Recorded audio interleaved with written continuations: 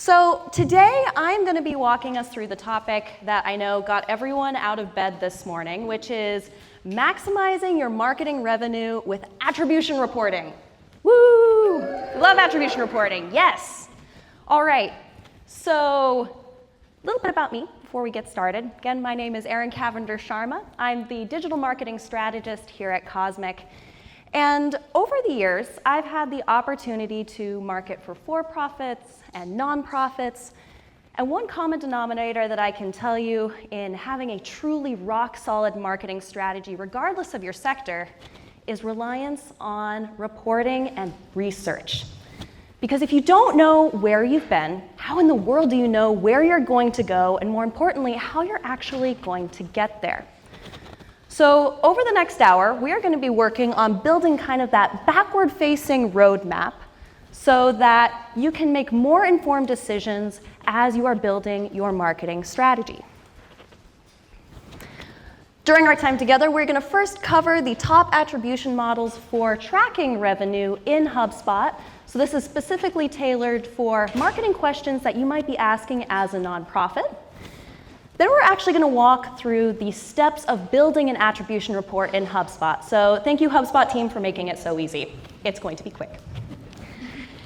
And then we're going to finish off today by looking at a couple different examples of revenue attribution reports so you can get a bit more familiar with how you would interpret the results coming out of these readouts out of the data and how you can use them to amplify your revenue moving forward.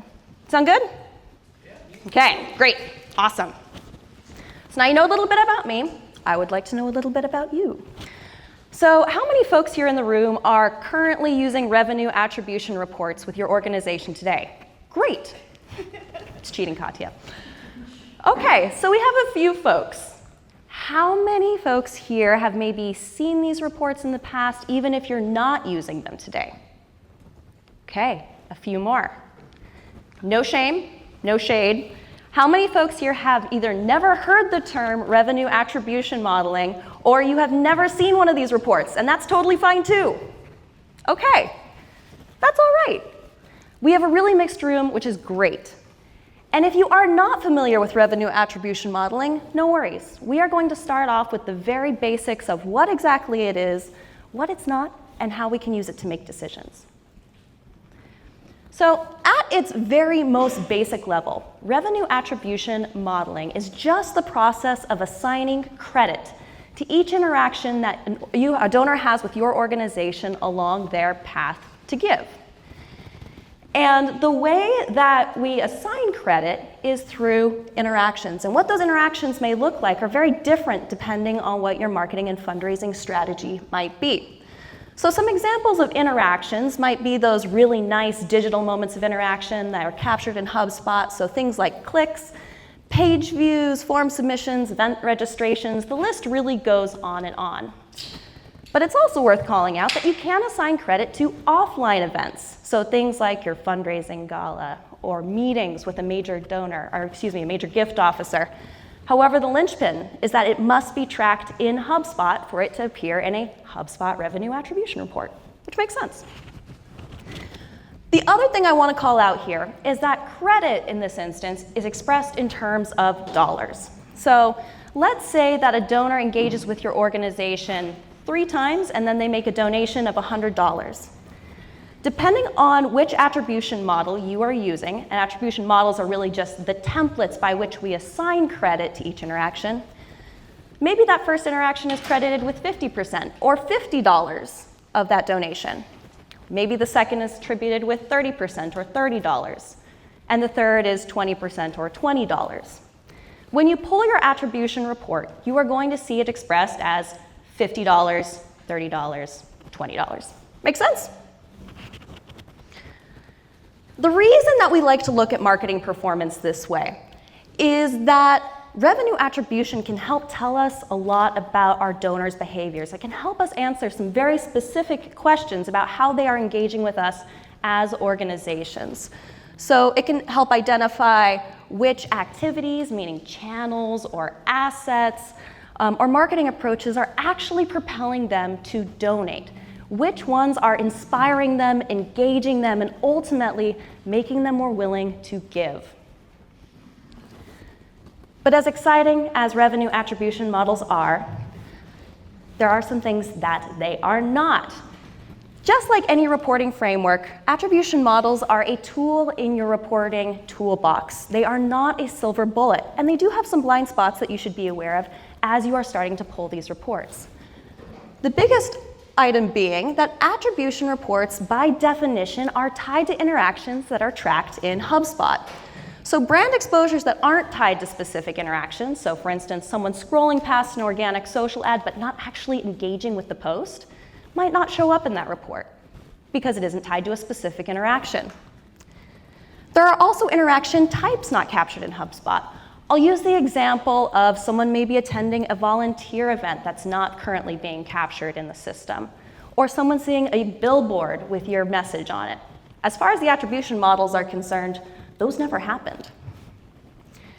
It's also worth calling out that attribution reports do not have any visibility into your marketing budgets, which mean they don't necessarily report return on investment, although they can be used to help you determine ROI when you look at how much revenue is being attributed to each activity or each channel. It is also worth calling out that revenue, although it is incredibly important for our organizations, is not the only marketing metric or the only marketing goal that matters in having a healthy organization and having a healthy brand for the long term. So there are activities outside of revenue, including brand awareness, brand loyalty, engagement, community building around your volunteers, that might show up as underreported in a revenue attribution model, but are still very valuable for the long-term health of your organization. So for that reason, as we are looking at revenue attribution models, as we're looking at examples, I want you to keep in mind that we are using these models and these reports directionally. So we're using them to identify trends and patterns and areas where you're going to need to do additional validation, as opposed to just taking them at face value and proceeding as if they are absolute truth. So let's get into the models. Okay, we are going to start with 3 of the top models for answering questions for nonprofits, starting with the linear model. Now, the linear model is probably the most popular because of its simplicity. It assigns equal credit to every interaction along a donor's path to donate, whether that's at the very beginning of the marketing funnel, whether that's at the very end. So if you're just getting used to revenue attribution, if this is maybe your first time seeing it, you're just getting started, linear is a really good model to start with. There's also time decay. Now, time decay is generally really well suited for short time-bound campaigns, because it attributes more credit to more recent interactions, and it uses a 7-day half-life. What that means is that an interaction that happened 8 days ago would receive half the credit of an interaction that happened the day before a donor actually gave. So it's generally a really good fit when you're focusing on things like, how well did I do during Giving Tuesday, or year-end, or my summer fundraising campaign? Now the list kind of goes on and on. There's also W-shaped, which is a really interesting one. W-shaped assigns 30% of credit to the first interaction with your organization, 30% to the interaction where a donor became categorized as a lead, and then 30% to the interaction where they ultimately ended up converting. So it's really interesting. It keeps an eye kind of on the full marketing funnel, and it identifies what I think of as landmark interactions. Those interactions where a donor is taking a much more concerted effort to engage with you, either for the first time or to satisfy your lead creation criteria or to ultimately donate. If all of these definitions sound very technical, that is totally fine. They're all getting at a concept that's fairly simple. We're trying to identify what was the straw or straws that kind of broke the camel's back and ultimately got someone to give. Put another way, one of my favorite ways to think about it is this. Let's say you attended the happy hour hosted last night.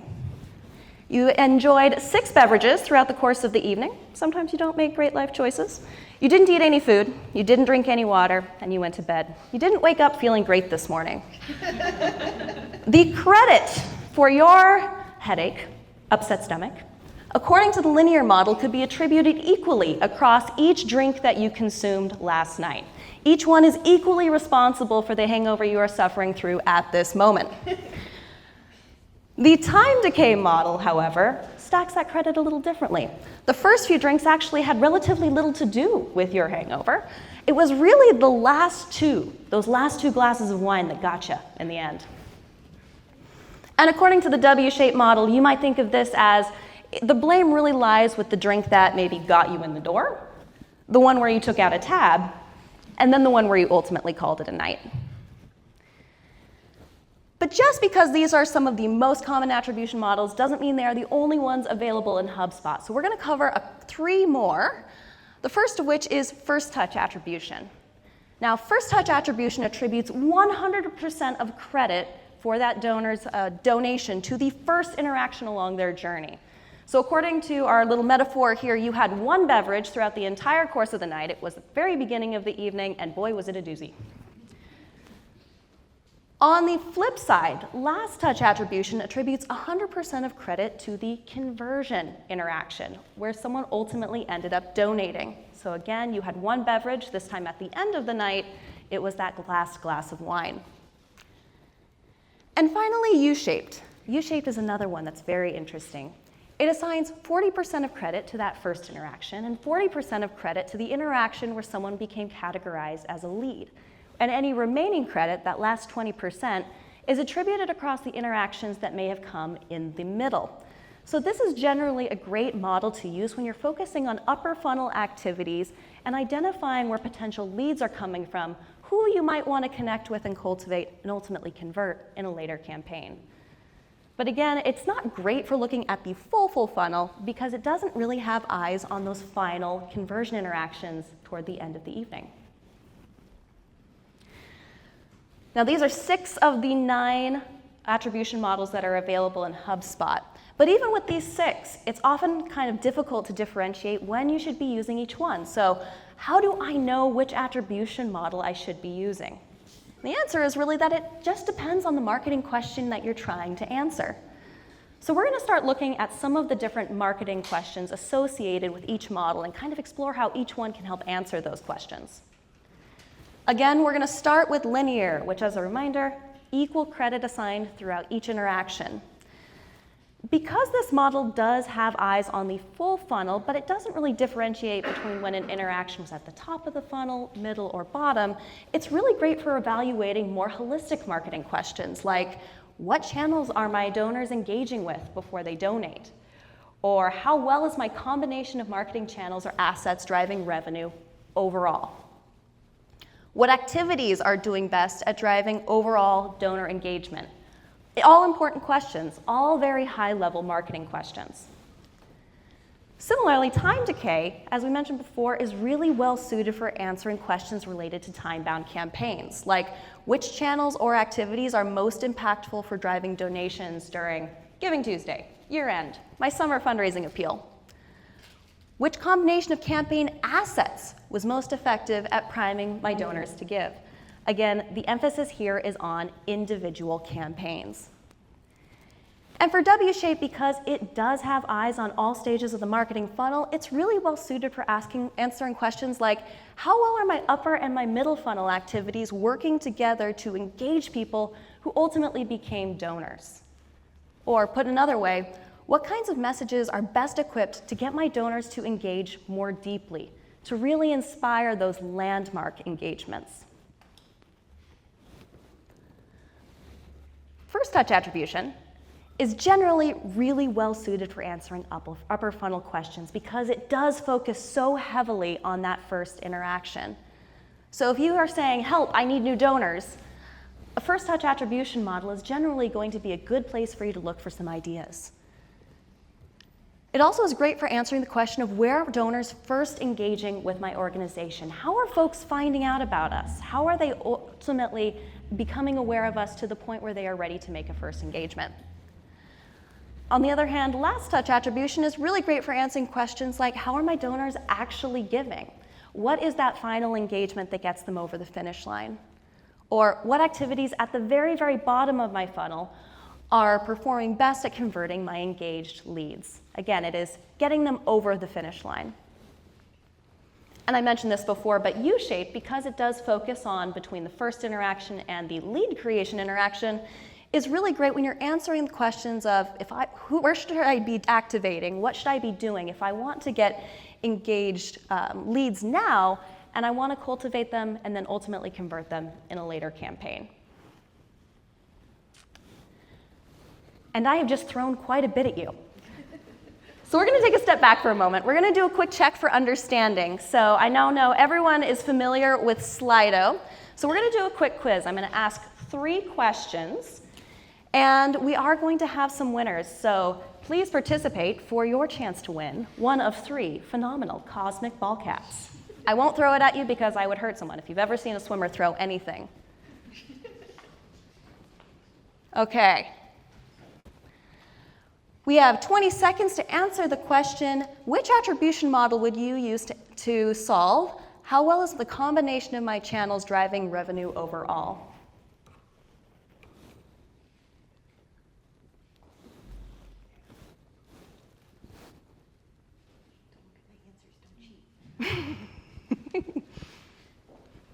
All right, awesome. The answer was, in fact, linear. We're looking at everything overall, high-level holistic marketing questions. So fantastic job, everyone who answered linear. It's one of one.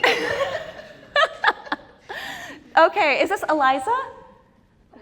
Lisa, okay, fantastic. See me after, we're going to get you a ball cap. Okay, next question. Which attribution model would you use to answer the question, how well did the channels I activated during Giving Tuesday perform at driving revenue?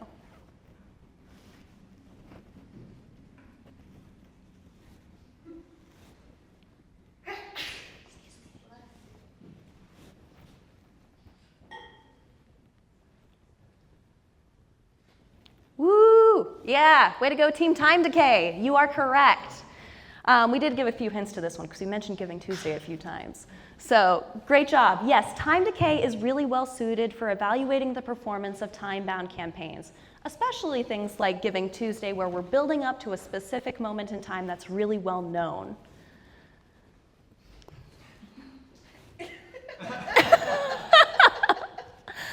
All right, it's changing. Okay, Eve. How about James? James, all right, you are a winner for this round. I'm ruling out CauseMic, folks, because the amount of CauseMic swag for the CauseMic team is a little unruly, so it's great. All right, final question. How well are my upper and middle funnel activities contributing to my overall revenue?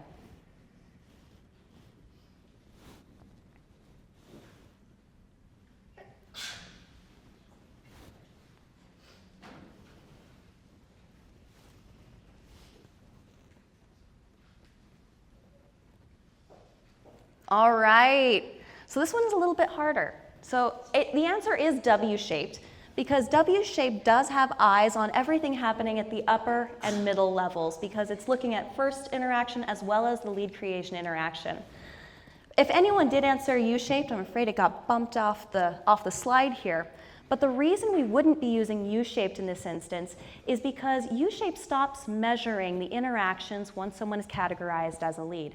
And you may have some middle funnel activities that you want to measure that happen after someone becomes a lead. So if you truly do want that full picture, the answer is yes, W-shaped is the model you would want to use. I messed up. All right, now James has already been a winner, so Shannon. Woo! All right, round of applause, everyone. Thank you for participating. And congratulations, James. You got some Slido confetti there. All right. Well, now that you have an idea of the revenue attribution models that are available in HubSpot, as well as some of the marketing questions that they can help you answer, we're going to walk through the actual process of building an attribution report in HubSpot. But before you go gangbusters on pulling your first report, there are some digital reporting dependencies that you'll want to make sure you have in place first. Because just like any reporting framework, an attribution report is only as good as the data that is informing it. I'm going to say that one more time. The attribution report will only be as good as the data that is informing it. So if you don't have great data coming into your system, if you don't have confidence in your data, it's going to be really difficult to have confidence in your readout as well. But to make sure that does not happen, you should, number one, host your website on HubSpot or have HubSpot web tracking enabled on your existing site. That way HubSpot and the attribution models by extension can track all of those interactions that are happening with your website. Similarly, it is critical to integrate your donation platform with HubSpot. And you can either do this directly, or if you do have an intermediary platform like a Salesforce, you can connect it using a custom behavioral event to track those conversions. Needless to say, tracking conversions is critical for a revenue attribution report. We need to know when those conversions are happening, and we need to know what they look like. You're also going to need to connect any ad accounts or any social media accounts to make sure any of those social or ad interactions are being taken into account. That's going to ultimately help you determine whether you're on the right track in terms of your channel mix. And then finally, this one often gets left out in the cold, but it is very, very important that you as a team align up front on how you are tracking your offline events. What I mean by that is if development is tracking offline events one way and comms are tracking offline events another way, both teams need to be in sync to make sure that that information is flowing into the report correctly. If we don't, there may be credit that is either incorrectly assigned to things where it's not due, or we might be missing really valuable insights. You might be leaning really heavily into one channel when really it's the meetings with your major gift officer that are driving a bunch of your conversions. Those are all things that you would want to know. So it really does pay to make sure you are all aligned up front, and that'll also make sure that your entire team knows how you are interpreting these revenue attribution reports. That's going to help when it comes to sharing out results more broadly to your team. But once your report data is all confirmed, everyone is aligned, everyone kind of knows the rules of the road, the first step in building your revenue attribution report is to select your report type. Now, multi-touch revenue attribution is where we're going to be living. We're talking dollars and cents, so we want to understand revenue attribution. That's available only within Marketing Hub Enterprise. And there are a couple different attribution model of reports that you can use other than just revenue attribution. So there is deal create attribution, which helps you distinguish where new deals are coming into your pipeline. There's also contact create attribution, which focuses on where you're getting new contacts and new leads. But for the purposes of today, we're living in the multi-touch revenue attribution space. Once you have your report type selected, then you can choose your chart type, which is going to be your standard pie, column, graph, all the real classics, as well as your date range and the attribution model that you'll be using. Now, a couple pointers. As you are setting your date range, especially as you're looking at time-bound campaigns, it is very tempting to just make your report range match exactly your campaign dates. So for example, I ran my Giving Tuesday campaign from November 1st to December 3rd, and I'm going to make my report range November 1st to December 3rd. However, if you are tracking things like maybe QR code from direct mail, or there's some other straggler data rolling in, it does pay to leave that date range a little bit longer. You can always filter your data range down later. So a wider date range can often be of a benefit. You'll know in the background the report is assigning credit to each interaction based on the model you chose, and you do have the opportunity, should you so desire, to select more than one revenue attribution model. Now that's generally only available when you're looking at a column or a bar graph, because pie on pie does not jive. But when you take that step, when you have multiple attribution models, the results will display next to each other. So if you do have questions and you're trying to maybe answer more than one marketing question at once, you may want to pull multiple attribution models at the same time. And then finally, remember your attribution model should match the question you are trying to answer. So multiple questions, multiple attribution models. That is always an option. Once you have those items selected, you can set your dimensions. And dimensions are really just the criteria that you're using to cut your data along the x-axis. Really, it's how do you want to see your reports bucketed. So you could bucket by campaign, in which case you're comparing how individual campaigns performed against each other. You could be looking at asset types, or how well different kinds of assets performed against each other. So that's going to be your web page versus a blog post versus a marketing email. You could even get down to the asset title level, which is a really, really granular readout where you're looking at like blog post A compared to blog post C compared to social post C. So very, very granular data. Or if you're looking for more channel level insights, you can always choose interaction source, which is again going to compare where your overall traffic sources are coming from. So channel level things like paid social, organic social, email, etc. Now, once you have your configuration all set, the last thing to do is to add filters. Now, one note of caution as you are adding your filters is that it is also very tempting to narrow your data set to the point where you may actually be losing valuable insights. So let's say I am maybe a little curious about a couple of my channels, my interaction sources, and I narrow my report down just to touch on those interaction sources. I may actually be losing valuable insights by not taking a look at all interaction sources at the same time. I might be looking at a very, very narrow view that changes my understanding of how I should be revising my strategy or optimizing my strategy over time. So when in doubt, I would say be cautious of applying too many filters. You can always pull learnings out later. Again, also it is important to make sure that both sales and marketing interactions are being included in order to have that full picture available. So again, whether or not someone is sitting on a comms team, a development team, we want the full picture as much as possible. So the more rich you can make your data set, the better. And then finally, it does pay to do a quick smell check before you hit go on your report. Do all of these configurations make sense? Could you explain the decisions you made to someone else?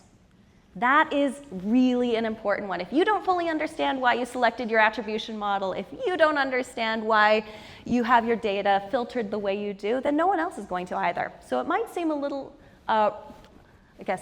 obvious, but it is worth taking that step back to evaluate before you hit go. Now, once you get to that point, you'll generally be pulling attribution reports for one of two kinds of activities. There are campaign activities, which are going to be your short, time-bound activations, or you might be pulling them to identify changes or optimizations to your more always-on, long-term activities that are kind of rolling in the background on a very long-term basis, even if the content changes. A good example of an always-on activity might be organic social, or your website. These things always exist in the background, even if they change.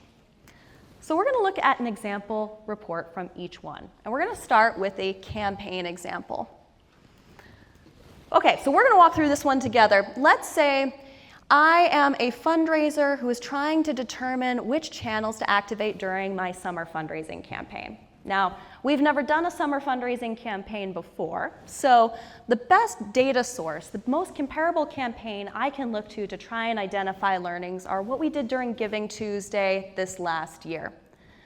So as I'm pulling my attribution report, the question I am trying to answer is which channels contributed most to revenue during Giving Tuesday? As I'm setting up my report, we're talking revenue, we're talking dollars and cents. So my report type is going to be that multi-touch revenue attribution report type. The model I'm going to be using is time decay because we are focusing on a time-bound campaign. And I want to see things at the channel level. I'm really curious about channel mix. So my dimension is going to be interaction source. And finally, for my filter, I'm going to be using Giving Tuesday. So regardless of when that activity happened, as long as it is coded as Giving Tuesday, it is going to be pulled into my report. Any questions on why we might select these? No? Okay. Well, once you hit go, here's an example of what your attribution report might look like. Now, your user interface is going to look a little bit different because for some reason HubSpot doesn't use the same slide theme as CauseMic. But one thing I do want to immediately call out is you might have been expecting to see that nice, smooth time decay model that you would see for an individual user journey. However, every user journey, every donor path to give is going to look a little bit different. So even though you might be familiar with how some of these models look from an individual standpoint, the actual shape of your model when you hit go is probably going to look very different because it's taking into account all of those different user journeys. But you do know that it is using that framework that you're more familiar with as it is assigning credit on the back end. But taking a look at this report, there are a couple different learnings I can pretty immediately take away. So let's start with our first winning channel, direct mail. So we would read this as direct mail was responsible for $272,000 of Giving Tuesday revenue, right? Which is wonderful. Great, congratulations team. Does this mean that I should immediately go add direct mail to my channel mix? Not necessarily. The reason is because, remember, this model has no visibility into how much direct mail actually cost me. So let's say that I sent out direct mail to an extremely large list and I sent a personalized gift with each mailer. So the cost was very high.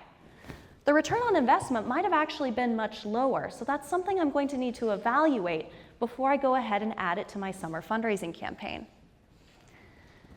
Next, let's take a look at the marketing email side. So marketing emails contributed $180,000 or responsible for $180,000 in Giving Tuesday revenue. Should I add email marketing to my channel mix? Yeah, I'm seeing some nods, and yes, we probably should be doing some email.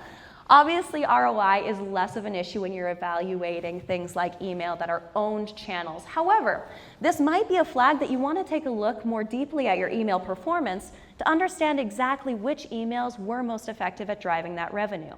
That way you can replicate that success for your upcoming summer fundraising campaign. So again, we're using this model to identify where we need to dig a little deeper in order to make sure we're making the most informed marketing decisions possible.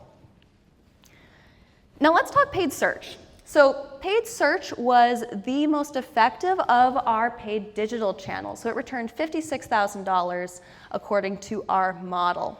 Again, just like with direct mail, it may look fantastic within the model. However, you do want to validate that in terms of ROI before you go ahead and add it to your channel mix for your next upcoming campaign.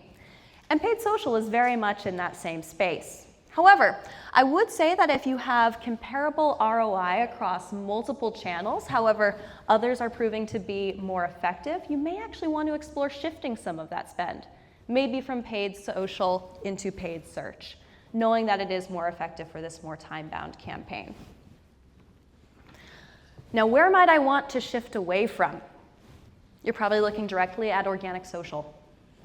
Is this surprising for anyone that we might have organic social being under-attributed? I see people shaking heads. I'm happy to see that. According to a revenue attribution model, organic social only returned $12,000 during our time-bound campaign. So it was not effective at all at propelling people toward a donation. However, do we want to entirely scrap organic social from our channel mix? Again, I'm seeing some people cringe, I'm seeing some people shake heads, and you are correct. Keep in mind, as you're looking at your revenue attribution model, it might not be capturing things like passive brand exposures, where someone may have scrolled past an organic social post but not engaged with it because it's not tied to an interaction, it isn't being displayed within the attribution report. However, if you are looking for places where you may need to right-size your team's efforts, if you are needing to make difficult decisions about where they are investing their time, you may explore shifting away from organic social and investing more time in, say, a direct mail or in marketing email, but still making sure that you're maintaining some baseline awareness in organic social as well. So that's a campaign example. But let's look at an always-on learning example as well. So let's say in this example, I'm a dog rescue. I love dogs. Anyone who knows me knows I love dogs. And we're trying to determine which blog post topics are most effective at driving revenue. Now, Ideally, long term, we want our blog posts to be doing a lot of different things. We want them to be building community around our organization. We want our blog posts to be engaging volunteers. But right now, we're really feeling the pinch in terms of revenue. So we're going to be focusing on revenue for the short term. We don't post a whole lot of blog posts, so we're going to be taking a look at high-level performance across the past year. And because we are looking at high-level performance across the whole year, that means we're going to be using the linear attribution model. At this point, we're not too concerned about whether someone is starting with a blog or ending with a blog. We just really want to understand, of all the blogs and of all those topics, which ones performed best. So that means that the dimension we're going to be using is asset title, so that we can see our report cut by blog 1, blog 2, blog 3, blog 4. And from there we can identify what were some of the commonalities in those topics that ultimately resulted in higher revenue. That way we can replicate that success and pull that into our content strategy approach moving forward. And I'm also going to filter by asset type blog, because I'm really just focusing on blogs at this moment. Again, here is an example of what that attribution report might look like when you hit go. And right off the bat, it's pretty easy to see that topics like choosing the right pet insurance, puppy care for the first 90 days, and helping your new best friend acclimate performed drastically better than more seasonal or evergreen content like that guide to people food or healthy Halloween dog treats. Definitely much better than when it's time to visit the vet, because those are usually expensive visits. That makes sense. So what learning might I take away from this? What I might take away is that the 3 most top performing blog posts in terms of revenue focused more on content that was geared toward people with a new dog in the home. Does that mean that I'm only going to be producing new dog content forever and for always? It does not. So I'm feeling in the short term like I'm looking at revenue. Revenue is my focus at the moment. However, it is worth noting in your content strategy that generally focusing on just one topic for an extended period of time can create creative fatigue. So you may need to look for some new creative content ways to still fall within that interest category, but you also are going to want to keep a very close eye on how that content is performing over the long run to make sure you're not fatiguing your audience. But overall, do I feel that I could explain this to someone else? Yeah, probably. Does this make sense based on what I know about our fictitious organization? Yeah, maybe so. People are bringing a new animal into their home. They're invested in caring for that animal, and they may feel like they want to support other animals in a similar position. So yeah, that would make sense generally at a high level. Now, one question we do get asked quite frequently when we're talking about always-on attribution reports is how often should you be taking a look at revenue attribution? And the answer, like every reporting framework it seems, is that it depends. It is going to depend on how much activity you're actually producing as an organization. It's going to depend on the length of your donation cycle. But generally, as you're getting started, quarterly is a good cadence. That way, it aligns generally with quarterly planning, and you can make sure that you are capturing optimizations and you are capturing those learnings as you're setting your approach, whether that be at the channel level strategy or whether that be at the asset and content strategy level, to make sure you're moving into the next quarter as strategically as possible. All right, I know we kind of blasted through this, so we are going to open the floor for QA, and I'm excited to welcome to the floor Katya as well, our amazing technology consultant. I'll come hang out with you. Hi. Katya does deserve applause for all the things, What questions do you have?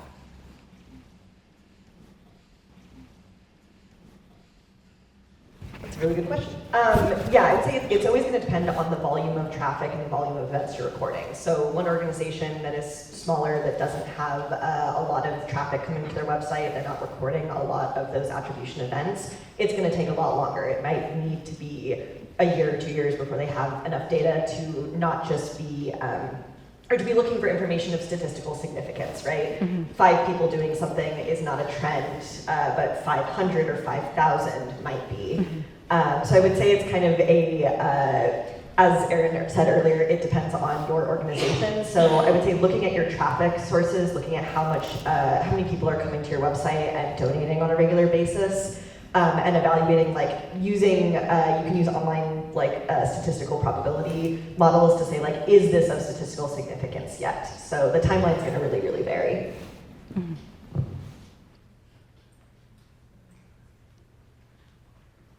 It'll also be worth taking a peek at where are folks dropping out of the journey, if you have the ability to measure that too. So folks may have not ultimately made it to a donation platform or a donation form to complete their donation.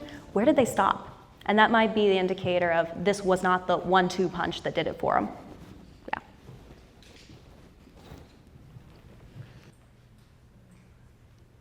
I don't know if Katya has feelings about this. I'm more in favor of more data is better as long as you feel confident that it is accurate. If you have questions about whether or not that data is valid as it's being moved over into HubSpot, I think that's where you might want to investigate more, like, this is the cutoff and we're going to move forward with our new data set from that point on. But then again, that will take time, as Katya mentioned earlier, to develop that statistical significance. So if you're trying to hit the ground running and you do feel really good about that data and how it's being ported over, I would say bring it over if you can. But anything you'd add, Katya? No. Yeah.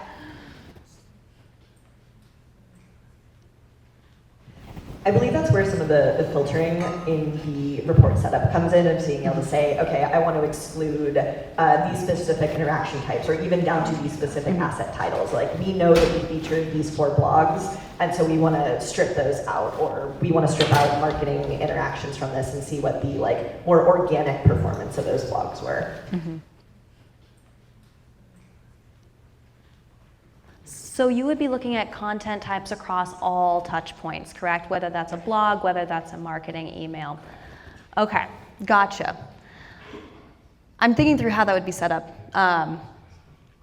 Because yes, asset type could result in a very, very, very large report. However, I think the kind of the background concept is the same. You do want to have that larger view on all those individual assets in order to identify those commonalities.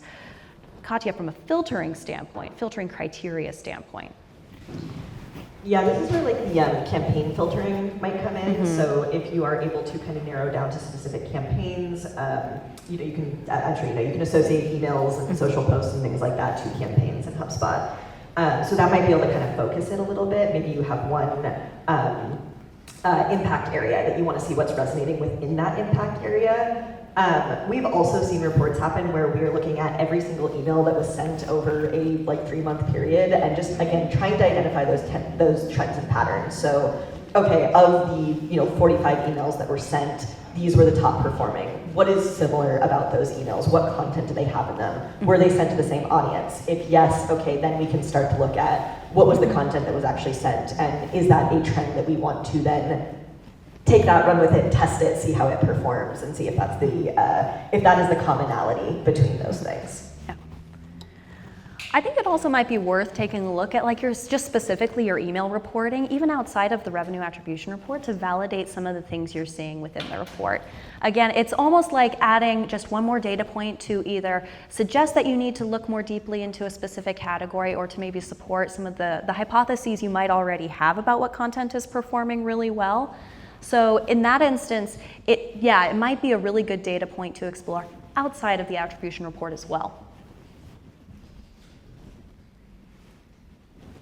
Yeah, so the interaction source should be able to give you that, direct traffic versus coming from an integrated platform or things like that. So it should be kind of giving you those basic sources. So if it's kind of a category of general traffic source, should be able to see that. You can also sort the reports by UTM parameters. So if you are using UTMs in that email campaign, you're sending them out to different people, you'd be able to filter by that as well, if that's where the data is living. Well, we'll be around if you have any questions that pop up in the meantime, but thank you.